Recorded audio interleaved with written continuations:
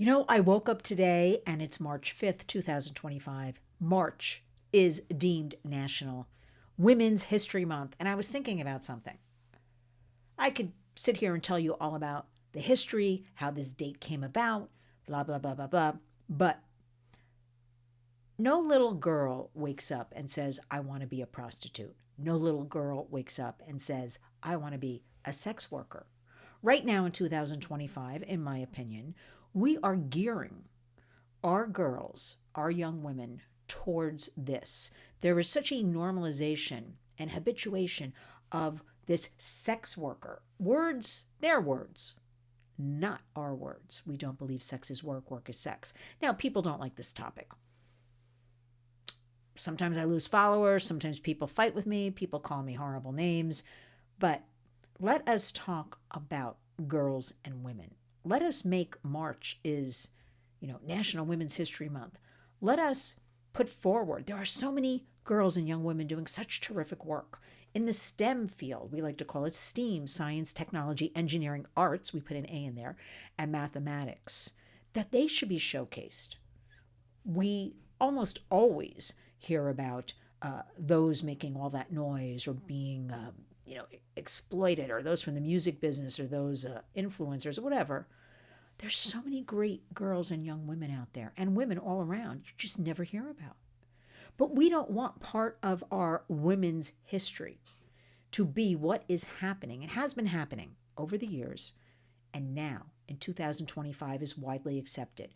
As an example, in my home state of New York, they want to legalize prostitution. Now, while you might think, that sounds okay, my body, my choice, whatever they want to do, it's nobody's business. Right now, I'm talking about children. I'm talking about teen girls. I'm talking about we don't want to show them in 2025. This is something that they should grow up and aspire to be. For instance, I've even been in a meeting where they say you can be a doctor, a lawyer, a nurse, a teacher, and a sex worker. Absolutely not. Whenever there's an exchange, and I wish people would think about this, I'm not even asking you to you don't have to agree with me, but I do want you to listen about this, why this is so harmful, legalizing the prostitution.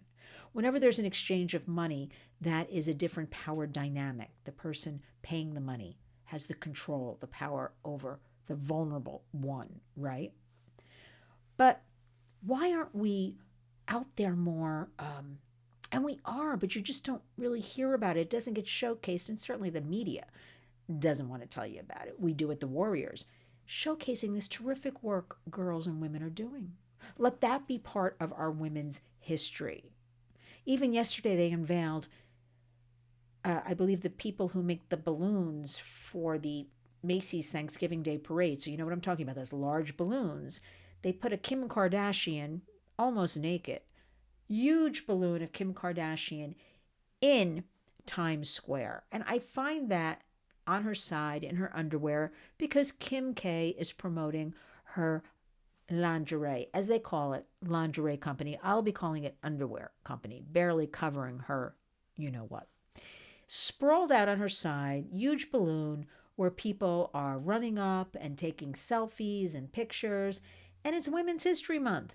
Why don't we have big balloons made of, I don't know, Mamie Eisenhower and first woman astronaut and all these different, Rosa Parks, whatever you want. Real women, right?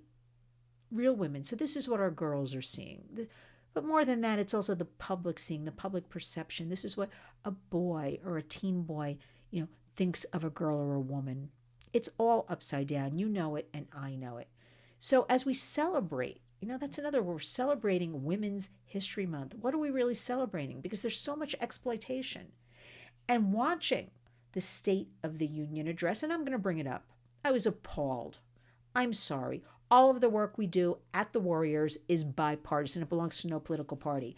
I must bring up when women who show up wearing pink, traditionally a girl's color, let's face it, wearing the pink, but just voted the night before not to protect girls' sports. In other words, we can have a boy in girls' sports, but they're wearing the traditional pink girls' color to talk about, I don't even know what, because I didn't focus on it. The same group of women who don't want women to wear pink. All upside down. How dare they? How dare they? How dare every Democrat, I'm going to say right now, and the women in particular, vote against a bill to protect girls' sports, girls who work so hard. You just can't. Science. A boy's body is different. But how dare they? And every person I talk to across the United States agrees with me or agrees with us. Again, I'm not telling you how to think. So in Women's History Month, this is the legacy we want to leave in 2025 as part of women's history. Where is the support again? Why am I getting an email begging for monies for a survivor of familial trafficking from a well-financed group asking other groups to pay the tuition? Why are, where are the monies for that? Why aren't we putting more emphasis on that? Having reserves for that, government monies and things like that, right? So everybody better step up to the plate because, again, I'm going to bring it up again. Women's History Month. Do we really want this? And I'll mention it again. Oscars. Nobody I know even watched the best movie of the year, celebration of film. At one time, I thought very exciting. I did a video. You can go back and look at that a couple of days ago. But picking the best picture about a stripper who marries an oligarch and is surrounded by what is called in the movie sex workers. And that wins Best Picture, a picture that barely anybody even saw or knows about. And every acceptance speech I saw for Best Actress and then Best Film, I believe it was Best Directing, thanking the sex worker community, thanking them for their wonderful stories and sharing. Why aren't you sharing the stories of the single mom working 2-3 jobs to feed her kids and pay for rent? Why aren't you showcasing that 15-year-old soccer player girl who beat all records? Why aren't you showcasing that 12-year-old girl who may be a terrific artist and creates things that can help society, right? There's so many stories. So again, Women's History Month, let's really think about what this means. Let's not add to this month what's going on in 2025 as part of Women's History Month, because a lot of it is despicable. But remember, there's a lot of hope because there are a lot of women and girls doing a lot of terrific things, and the tide is changing. So let us indeed celebrate women and talk about it and our strengths and empower each other, and also support our younger women and mentor them and let them know they are not alone. Very important. Let's learn from them, and they can learn from us as well. Please honor our hashtag Community Creates Change. Make sure you are subscribed to this channel. Mark your calendars, New York City, Tuesday, May 6, 2025, at the Cutting Room, New York City.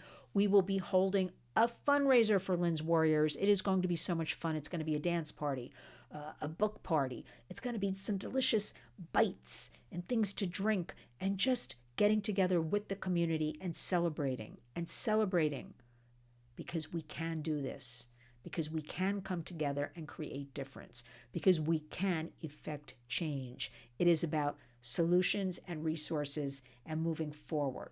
There's a lot of hope out there. Join me. Remember, when you wake up each and every day, go out and be a warrior.